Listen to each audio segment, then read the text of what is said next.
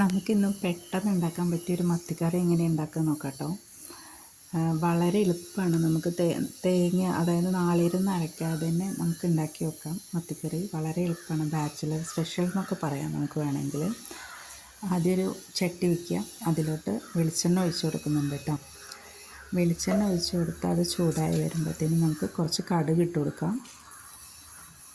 കടുക് പൊട്ടുമ്പോഴത്തേനും കുറച്ച് ഉലുവ ഇട്ട് കൊടുക്കാം കേട്ടോ. അത് രണ്ടും പൊട്ടി വരുമ്പോഴത്തേനും കുറച്ച് കറിവേപ്പില ഇട്ട് കൊടുക്കാം. ചെറുതായിട്ട് അരിഞ്ഞ് വെച്ചിട്ടുള്ള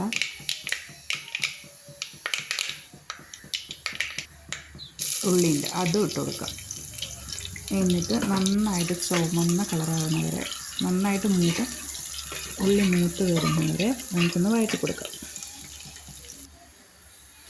അതിന് ശേഷം മിക്സിയുടെ ജാർ എടുത്തിട്ട് അതിലോട്ട് ഒരു സവാള, ഒരു മിഡിൽ വലിപ്പമുള്ള ഒരു സവാള എടുക്കുക.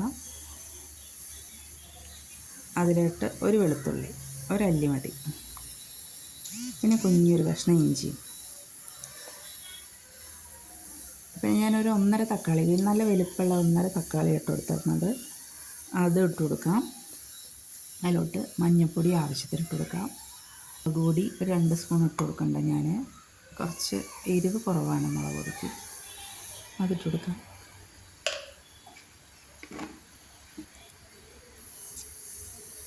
പിന്നെ മല്ലിപ്പൊടി 1.5 സ്പൂണ് ഇട്ട് കൊടുക്കുന്നുണ്ട് കേട്ടോ.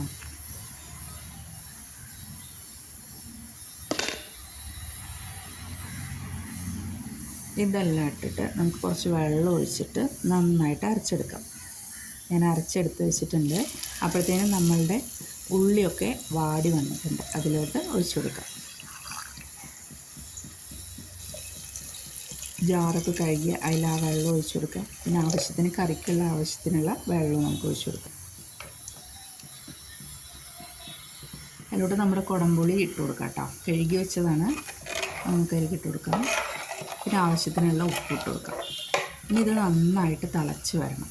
തിളച്ച് വന്നിട്ട് നമുക്ക് മീനയിലേക്ക് ഇട്ട് കൊടുക്കാം.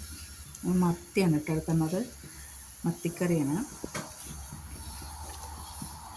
നന്നായി തിളച്ച് വന്നിട്ടുണ്ട് നമ്മുടെ കറി. അതിലോട്ട് മീനിട്ട് കൊടുക്കാം.